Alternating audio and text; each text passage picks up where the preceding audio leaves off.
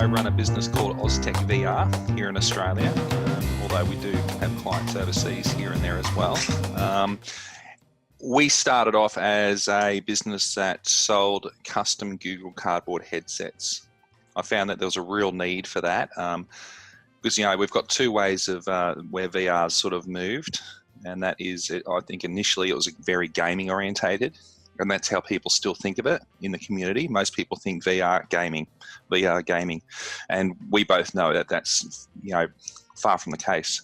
Mm-hmm. So I found that marketers were really needing quality headsets, as in entry-level headsets, just to give the people their first experience in immersive media, because it is a big wow factor when you first put on it, even if it's a cardboard headset. You see people put it on for the first time and they're blown away that they can look around and they're actually teleported to another location.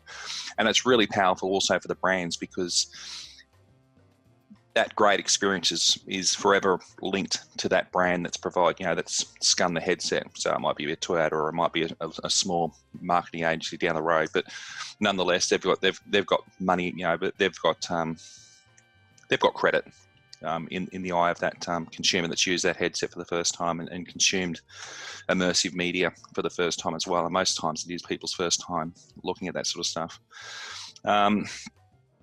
So we've been going with that for a couple of years, and it's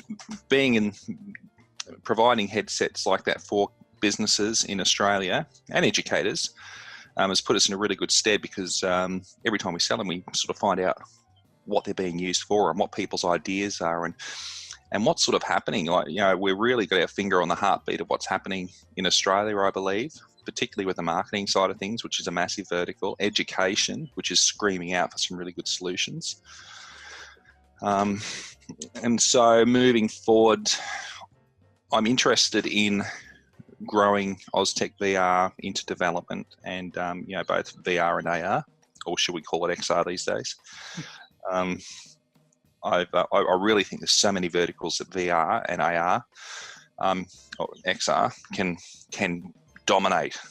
And it's on the human side as well, because this is what we all are. We're all people, and it's not about the tech. It's about how it can actually help people. So I was really interested in the aged care application of virtual reality or immersive video as well. I actually went as far as being a part of an accelerator boot camp. I was a top 40 finalist here in Australia, and just missed out in the top 12. And some of the problems they cited was that it's still a little bit early for this sort of stuff in Australia to scale. Yeah. And just a few things like that in the aged care industry. But so I sort of lost a little bit of belief in that. But at the same time, I'm seeing more and more stuff happen in the aged care industry, both here, Europe, and in the USA as well, in Canada. There's a lot of stuff. There's a lot of people working on stuff for the aged care industry. So I think that's really going to be looked after. Mm-hmm. I think the benefits are there. And I think there's so much content out there. Sorry, when you say aged care, are you thinking like in a medical context, or is that maybe in the context of someone who is unable to go on a vacation or something? Is it both? Okay. Both, yeah. So you've got the state, you've got a few things there. You've got dementia. You can really help people with dementia. I done a lot of validation. I spoke to a lot of people, and I learned a lot about what it may be like to have dementia. And really all it takes to change a person's life for the better is to give them an experience of 10 minutes in a day. It's like playing a game of golf. If you're anything like me, you're really bad at golf. It's only that one shot that keeps you happy, and it'll keep you remember that one shot. But it's just like, if you're stuck in the cycle of dementia and you're sort of not sure where you are, you're getting frustrated, you're getting confused. And then if you can take someone back to a period of their life where they were productive. Yeah. So I'm not talking fun stuff. I'm just talking general stuff. For example, I created an experience for a guy up in Toowoomba in Queensland here. He kept on walking around his centre looking for cattle. Yes, looking for cattle. So I went out and created an experience with cattle. We put it on his headset. He was non-verbal when we put it on. And prior to that, as soon as I put the headset on and played the experience for him, he opened up. He was talking, he was chatting, he was talking about the condition of the cattle, how green the grass was, how much rain they must have had. That cow over there is sick, what breed they were. That one over there, there's something wrong with him. And, he was actually pulling prickles from his pants. So he opened right up and was just, he was dribbling. He was so excited. Took the headset off, back to nonverbal. But it scratched that itch because that evening and that afternoon and evening, he was calm. So someone told me with dementia, it's you sort of have a pang to go somewhere, to do something, but you don't know what that is or why it is. It's like an itch you need to scratch, but you can't get to. But then you take this guy back to a point in his life where he was productive and he enjoyed what he was doing, which is most of his work stuff, all that sort of thing. And it scratched that itch and it made him calm instead of being frustrated and confused. He had that hit. So that was really powerful. I think, I think a lot more study can be done. And that was where I probably had to go next, was to study through universities and stuff to get a grant and really deep dive into that. But from what I saw, it's an amazing application to take people away from where they are and put them in a situation where they have been before. As well as that, it's not just about the dementia either. Then you've got loneliness of not only the elderly, but you've also got the loneliness of the carers that feel that they can't stop caring. They put themselves in a position. There was so much I learnt. People being stuck in an aged care facility in Seattle, for example, and families here on the Gold Coast in Queensland. They don't get to see their grandchildren. But what if I could create a 360 video and then put it in their container for them to view later on, as if they're actually here at a birthday party to see and hear and see everyone else's expressions. That's really powerful stuff, and it's very easy to do. Yeah. There's a lot of little things like that within just that little stream. And then you've got other people, you've got autism, you've got brain acquired injury, you've got young people in care, you've got, just from that one little vertical, there's a lot of stuff that you can do. And this is why VR is exciting to me. It's not so much from the technology side, but more from the learning about how we as humans experience side. That's been a lot of my research as of late. Goosebumps, it's true. Well, it's so ephemeral, like in terms of like not just in defining what VR is, but in how it affects the observer. And what you're saying there sort of falls in line with just the idea that it's like a song, right? And this is kind of how I'm currently defining the effect that or understanding the effect that VR has, or an experience has on someone. You listen to a song and the song makes you feel a certain way. Yeah. And you can't really define that song as being a happy song or a sad song, but it's sort of it has the shape of that feeling. Just matches, doesn't it? And and in the context of like smell. Dementia. So exactly. So same thing. Yeah, absolutely. So I feel like that's really where VR is going to get interesting. Yeah, and I think some comments I was reading yesterday on an education question I had posed were really insightful and sort of changed the way I thought of things. The question I posed and sort of my concern that I presented was this idea that people, or younger kids in particular, the question was about young kids and VR, so what I said was that, cognitively are people, individuals who aren't developed enough to understand that the sort of dualism where you can be observing or experiencing something in VR, but also you're actually in reality. And, where, if young kids are in VR, are they confused potentially and assume VR is reality? And does that create some, asymmetric power issues, vis-a-vis content creators and the observer and whatnot. And his name was Edward, I believe. But he has worked with kids in VR and in theater and all that sort of thing. And the way he said it was, I was like, it makes so much sense. he said that, well, kids, adults, much less kids, don't have the words to describe the experience. The blue whale demo, right? Adults will get into that, and then they'll come out of it and say, "Oh yeah, I was like swimming with the blue whale," using the word swimming, but we know that they know that they weren't swimming, and but there's no other word to describe it. How else do you describe it, right? And what Edward says, like, kids can do that. They understand, but they use the term swimming just as adults would use it, but we assume that they don't understand that it wasn't reality. So I thought that was really smart of him to point that out. And yeah, I think kids are smarter than we give them credit for too. Yeah, absolutely. Absolutely. So with this whole conversation about not knowing where they are, you just have to have a look at the funny blooper videos of people using VR or even immersive video and see them like sitting on couches, screaming or, falling over and stuff. And, it just says to you, it's not an age thing, it's a person thing. It's how individuals perceive what's happening, because I've never screamed and stuff in VR because I know it's not real. I think it's a person thing. It really is, because some people can understand and other people don't. It doesn't matter how old you are. Mm-hmm. I think the important thing is, though, is there's a worry about how it affects kids mentally or their eyes. I'm not sure what the sort of the physiological, but I think the way the kids are looking at iPads and iPhones and phones these days, like kids in Australia, I don't know about the US, I imagine it's the same, is they don't watch TV anymore. Oh, no. They watch everything on an iPad or a phone. There's no TV is on the way out. It's YouTube or Netflix or Instagram or So look, they're getting. I think if there's any damage happening, there's more damage happening from screen time than VR, because you don't spend too long in VR generally.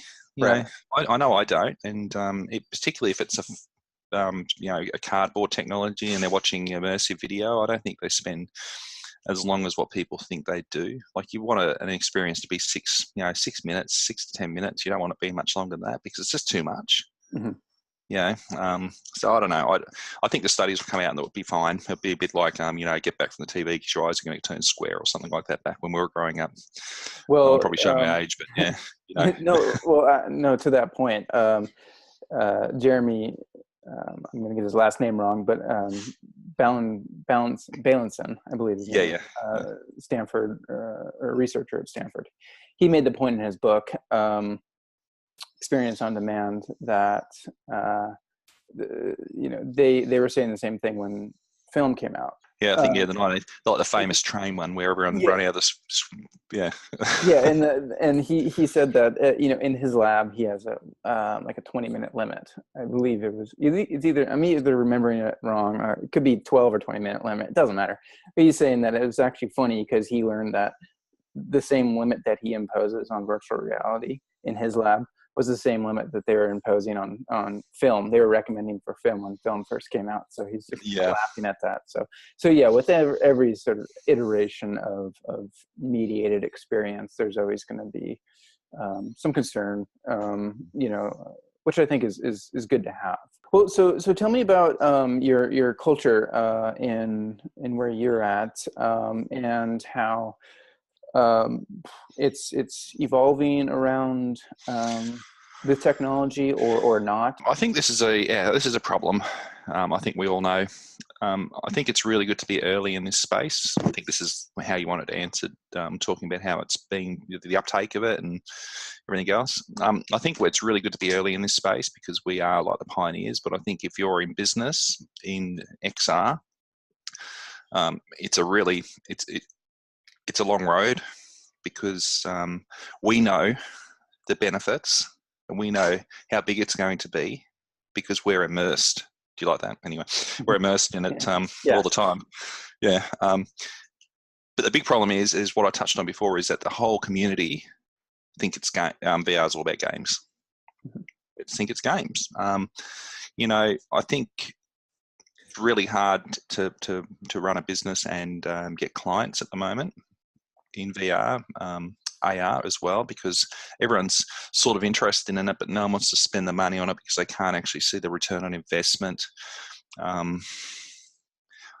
I think it's changing a little bit, but I think people like us and everyone in our LinkedIn community, which I think is amazing, this LinkedIn is really powerful particularly for us, because this is where we all get to meet, is that we have to educate, just continue educating people, as many people as we can, to get the word out and let everyone know that VR is not just gaming. It's got to do with education. It's got to do with training. It's got to do with health. There's so many verticals it can touch.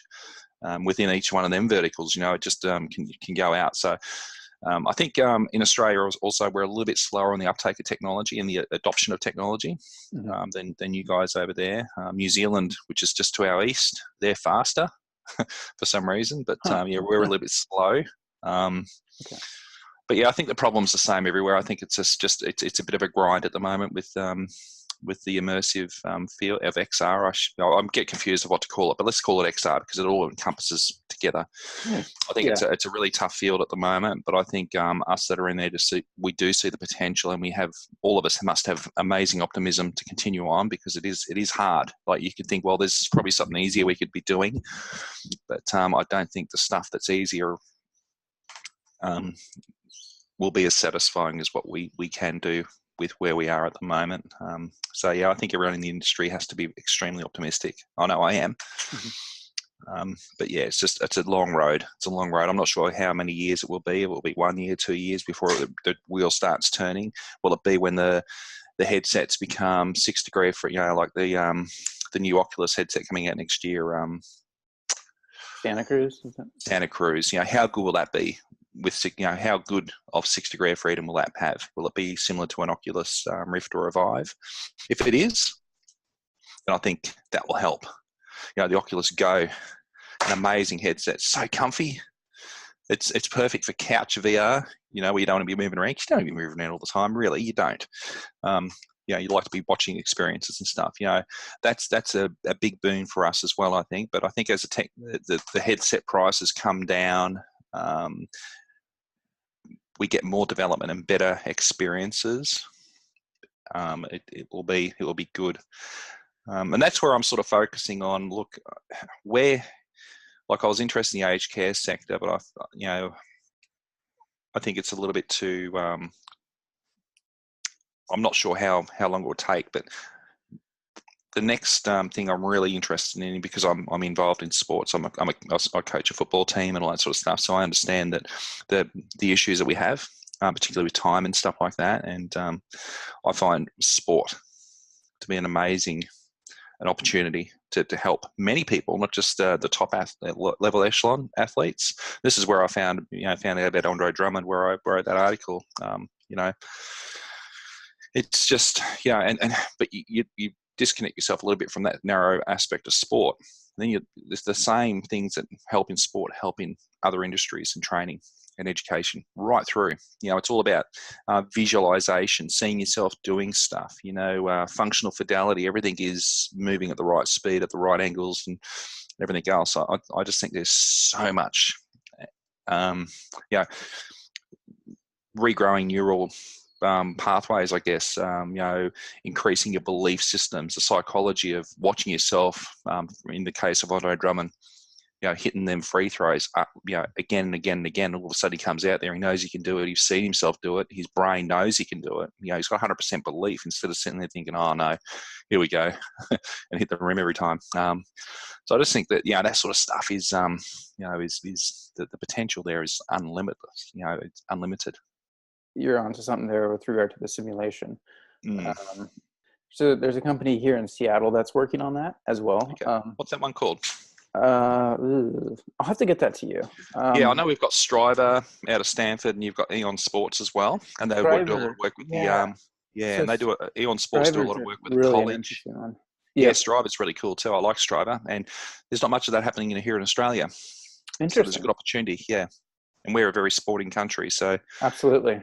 It's very important to us. VR isn't the panacea. Like, it's that extra little bit that helps. You've got to still go out there and do your stuff. You've got to go out there and kick the balls, throw the balls. You've got to go out there and tackle. You've got to go out there and be physically buggered. You've got to be tired. But what VR can do for you is it can actually enhance your decision making skills.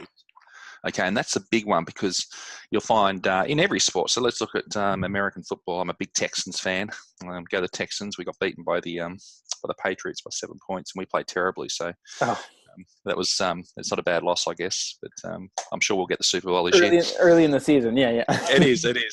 But was that yesterday's game? Deshaun Watson had not a very good game, but he's a good guy. But look, to say. Deshaun Watson he probably wouldn't. Let's say that Deshaun sprains his ankle. Hope he doesn't. And the backup quarterback comes in, and the game's moving a bit too fast for him. His decisions are rushed. He's like, in any situation. Let's look at Beat Saber. It's a perfect. You play Beat Saber, yeah. So you start off on easy when you first get it. And you go, okay, this is hard, and then you go, oh look, I need to go up, and in the end, you're at a couple of levels up. You're at hard. I'm not an expert yet because I'm not very good. And you feel like you're Neo in Matrix, where he's, fighting like this and almost yawning and stuff. Everything's. You feel like it's so easy. You've got so much time. But when you first started playing it, you didn't have the time. Okay, so, and that's what it's like. So if you get thrown into a situation where it's a level above what you're used to, and you've got these blitzes and whatever coming at you, you're feeling rushed. So you're not seeing the open receiver over here, or you're not seeing the tight end over here blocking, or whatever it is. But if you can sit there in that situation as a backup quarterback, for example, or a safety or a linebacker, these are the positions where this technology in American football is really good because they're the playmakers on each side of the field. If you can sit there and identify the other team's blitzes and everything else when they're going to come at you, you'll actually get time to sit there and see everyone that's open. There was actually one quarterback, I wrote down, what was his name, where he come up and he basically said, look, he was Kevin Hogan, here he is. He said, I can't say, I didn't highlight it. He said, look, he essentially said after studying a team, and he went out there and he said, look, it's just too easy. I can read everything they're doing. It's too easy for me. That was after sitting there for 7 to 10 minutes or 20 minutes or whatever, looking at the looks that he gets. Now, can you imagine a backup quarterback or a number 3 quarterback getting that and they have to go into the field? Well, they're already confident because they've seen the team, because they're not going to get snaps at practice, physical snaps. They can see who's open, and they're used to that functional fidelity of speed, angles, people coming at you, pressure, and it just increases that spatial awareness and decision-making skills. Like we've got a sport over here called Australian Rules Football, very similar to basketball, but it's on a bigger field. So it's a cross between basketball and gridiron, I guess.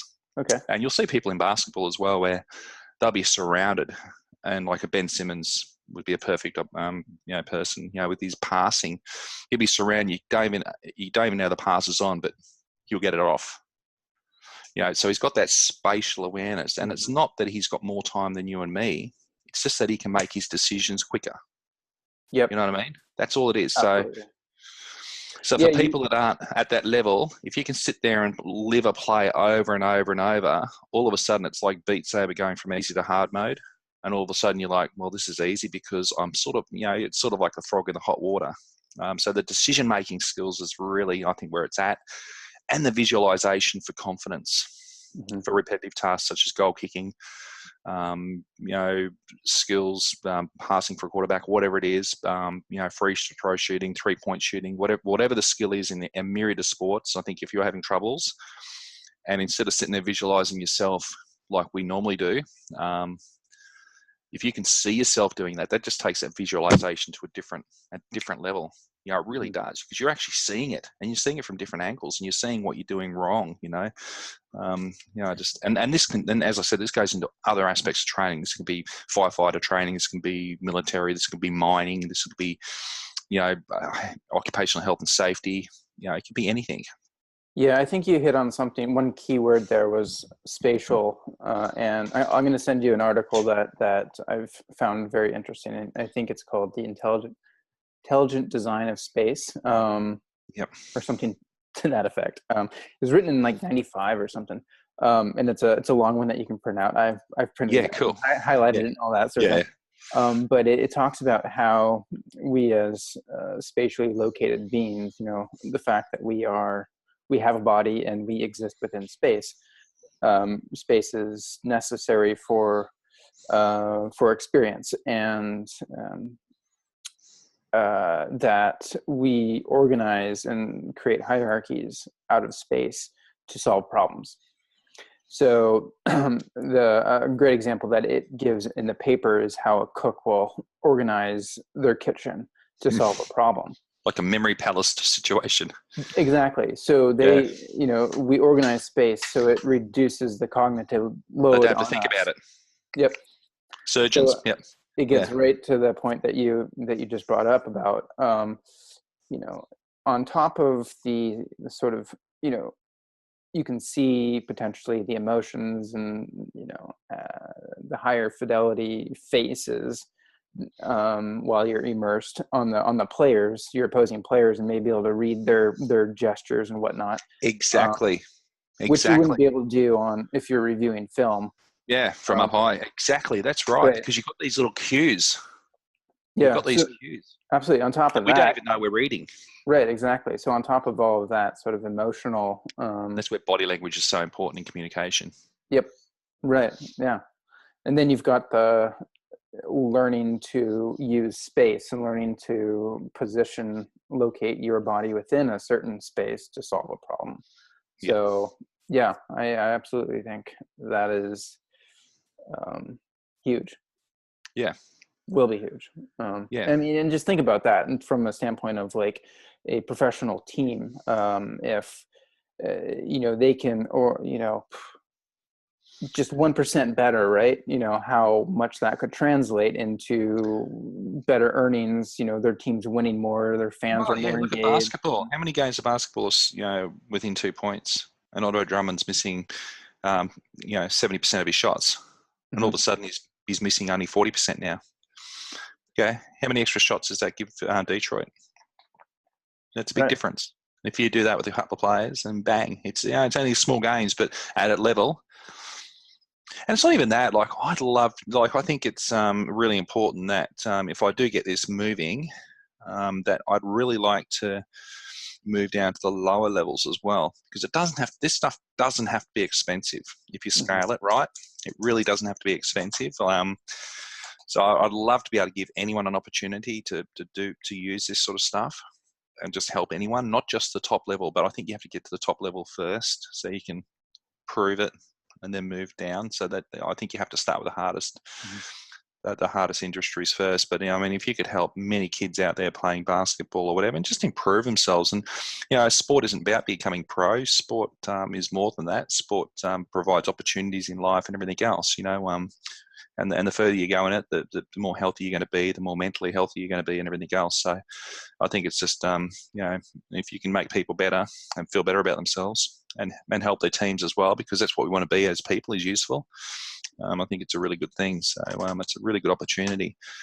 Yeah, no, it gets back to the rancher who was frustrated because he didn't feel useful. Yeah, state of dementia. So exactly, and we need to be useful. You don't want to be retiring. Right. Stuff that you want to be doing stuff, hey. So yeah, no, you're dead right. So I think the more conversation turns around this sort of stuff instead of the tech, a lot of people, particularly younger people that get involved, tend to talk about the tech side of things more than the flow-on effects from that. It's not about the tech. It's not about the size of your graphics card. It's not about the amount of pixels you see. It's not about it is about the field of view, I guess, as it gets better. But it's not necessarily about the tech, because we enjoy whatever we've got now, and it's going to get better. But it's about what that tech can help you do. And it's not as I said, it's not the be all and end all. It's just that extra level. And this is where it comes into the seventh sense. Where I thought about the seventh sense, like being able to take yourself back in time, with the cow cocky, looking at his cows, or being able to swim with a blue whale, you're giving yourself a different perspective. You're taking yourself to different locations, even though you know that you're not there. You still think they're there. Some people do think they're there because they get scared. Being able to learn things in VR and then having what you've learnt, such as the visualization stuff we're talking about, and having that actually impact your real life. And that's a seventh sense. I mean, this is stuff that not everyone gets to see, and it helps. And then you start looking at the stuff like augmented reality and everything else. We're going to have, hopefully useful display implemented over the real world. And how much of a boost up is that? And we're already there. Like did you watch Elon Musk's interview the other day with Joe Rogan? I saw the headlines, but yeah, it's a must watch because he was talking about us already being cyborgs because of these things, our phones. Uh-huh. Because the amount of information we've got at our hands, I mean, that's almost a seventh sense as well. But we're already there. This immersive, world of ours does provide an extra level to us as people.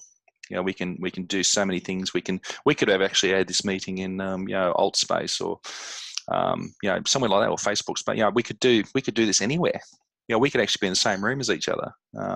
Once the avatars get better, it will be brilliant. Or holograms with a HoloLens. It's just I just think the potential there is amazing, just to enhance us that little bit, because we don't need that much. Just that little boost. And I think it does give us that seventh sense.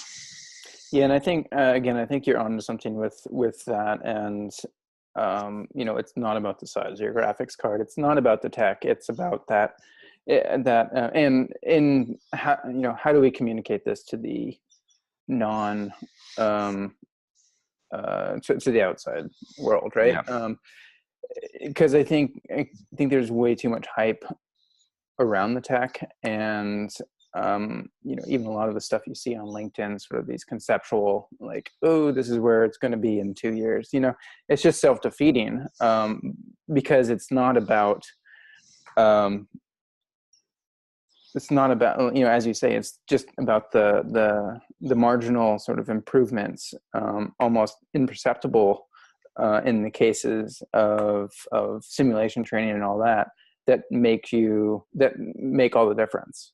Yeah. At least, for the short term, maybe it moves beyond that. But if we can communicate that and keep the messaging on, more of how this will benefit us as humans, rather than look at the latest and greatest headset. I think, and that's ultimately what I'm trying to do. I agree with you on that. Hence this interview. Yeah, so the education side is really big. So that the quicker that happens, and that will, I think, be helped along by better technology as it moves along, and and then more content, more useful content. Because let's face it, a lot of the content coming out of Magic Leap and stuff is really like, it's pretty cool, and we can see where it's going. But we're still at that place where it's an ideation phase, and you're like, oh, look what we can do, but it's still a fair way away, even for us to sort of figure out where it's going to be useful. I mean, you think back to the mobile phone back in the 90s, you would have never thought where we are today. And or even when the iPhone came out, right? I don't think it really, or the mobile phone really became useful until, apps like Uber and those sort of, Facebook was the killer, started coming out. And when it's like, wow, look at, we do have all this technology. Well, before that, you had BlackBerry with your emails, Yeah, right. Which was pretty cool. Yeah, back then. It allowed people to get out in the world. Like I went to China last year. I go to China a little bit, and the one thing I noticed in China with phones is not many people have computers. Everyone walks around like this. Everyone's got a phone, and it actually gets to the point where they're actually telling people at train stations to put their phone down and focus on where they're walking. Everyone has a phone, and that's all they do, and that's all they use, and they're on it all day over there. It's quite amazing to see where it's gone in some societies. But they're full on. Like, most people don't need a computer, really. A tablet and a phone, and you're right, aren't you? So, but yeah, and it goes back to with the iPhone. Steve Jobs, he never sold how many gig. Most of us have listened to it or read the book. He never really sold how many gig the phone was, and the processor. And he talked about 1,000 songs in your pocket. So he wasn't talking about the tech, was he? He was talking about the. Absolutely, no, that's perfect. And there's a great lesson there from Steve Jobs, who really started that, I think, off that sort of thing, that sort of thinking. Yeah, no, that's an excellent point. I reviewed the iPod, the speech where he introduced the iPod so many times when I was putting together pitch decks, and as well as the iPhone, because it's super interesting. I think it's really valuable for people to go back to and listen, because the concepts that we just take for granted now were brand new, and just from a messaging standpoint. And that's exactly where we are now. Yeah, right. Absolutely. So how he, and you hit it right on the head there. Don't talk about the gigabytes and whatnot, which is what everything else, Dell was talking about, how many gigs they had, blah, blah, blah, blah. It's like, no, how many songs you could fit in your pocket and relate it to a human. Yeah, we call it green braining versus red braining. Red braining is when you talk about features and technical things where that doesn't appeal to people, and it stops the sales process. But if you green brain it, where you're talking about how it makes you feel, how useful it is, that sort of stuff. So green braining is that more softer emotional thing that which Steve Jobs did, versus red braining, which is what a Compaq would do, or a Gateway back in the day, and Dell, where they just talk about bang, bang, bang. This is the numbers inside the computer, which is just the race to the bottom because everyone's putting the same numbers in at the same time. Whereas if you just reframe it to an emotional level, and all of a sudden you've got people going, oh, okay. And that's interesting, because VR is essentially an emotional thing, right? It's trying to convey emotion. So it certainly is. Well, look at the Anne Frank experience, which is on the Oculus Go. Yeah, it's amazing. That experience. It's emotional experience. I read an article the other day. I don't know where I read it, because we all consume a lot of stuff on the thoughts of VR and all and the like. But VR being an empathy machine. Mm-hmm. For the storytelling aspect. And storytelling is an amazing part of this as well. I've actually got a book called Sapiens. I haven't read it yet, but it delves into the history of human. Yeah, I've got that on hold from the library. So I've got 7 weeks or so, I'll get it. It's a brick. It's like that. And but and that delves into the storytelling and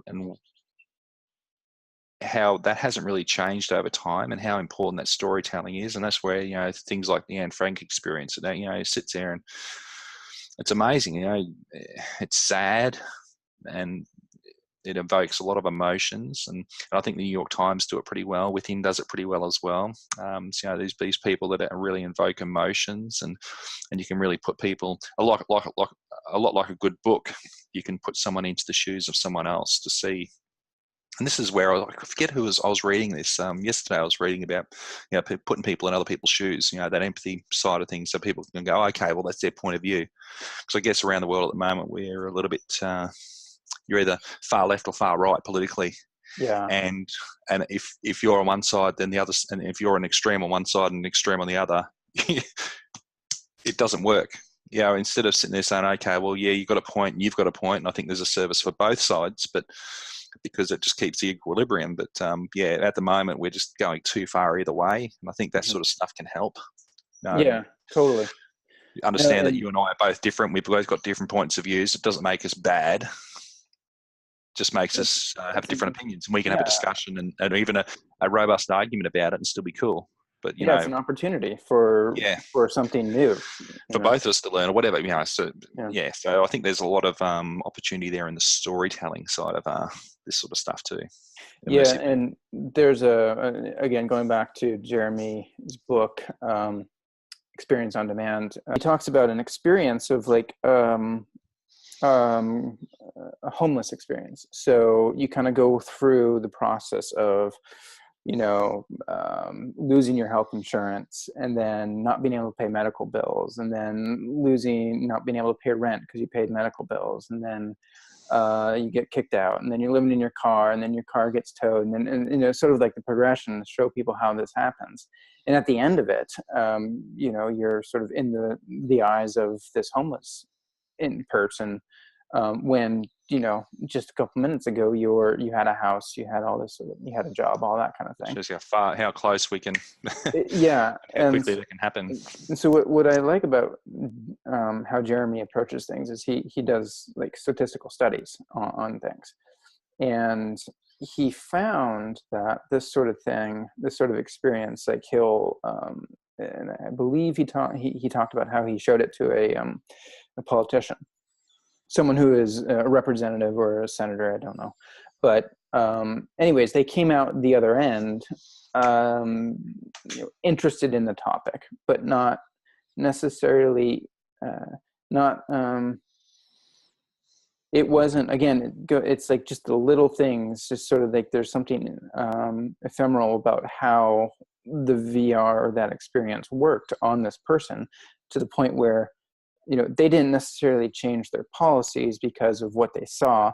They came out asking questions that they may have not otherwise asked. So you're putting that kernel of an idea into someone's head, and then they can sort of grow it themselves. That's what we're after when we read books and stuff, isn't it? Is if you can pick up one little kernel of a thing that can then spawn, from your own research from that point on. That's really important. So that's all you need to do, is plant that little seed for people to then go, okay, well, maybe I am wrong and there's a better way of doing this, and then they can move forward. So I completely agree. It doesn't have to be life changing. It just has to raise a question, and it has to be authentic to that person too. Where we shout at people, and it's just, well, of course they're gonna have their defenses up, right? But if that feeling is authentic to that person and comes from within, then they're invested in that feeling. And how do you impart that feeling though in the first place? And you do that through experience, and we learn from our experiences, right? That's sort of the cliche, right? Learn from your experience. So very cool. It's very much like a good book and a good VR experience as well, which adds to that. Because how many times you read a book and you're going, oh wow, a fictional book or fiction based on fact or whatever, and you just like it can change you. Yeah, absolutely. Yeah, I know when I read Malcolm X's autobiography, which I hear, that's one for a lot of people. It's just like changes the way you see the world. Okay. And so absolutely, that was I've definitely had that experience. I don't know that I've had that experience with videos, movies. And this is kind of the interesting thing, is like from a experience standpoint, I'm sure there are, and I'm just not able to think of things. But anyway, in any word, it doesn't matter. Well, hey, I don't want to take up any more of your time. It's been a great discussion. Anyway. Oh man, hey Ryan, great talking to you. Yeah, absolutely. And have a good night. I hope the meetup goes well. And yeah, definitely. Okay, I'll see you online. All right. See you, mate. Bye. Cheers.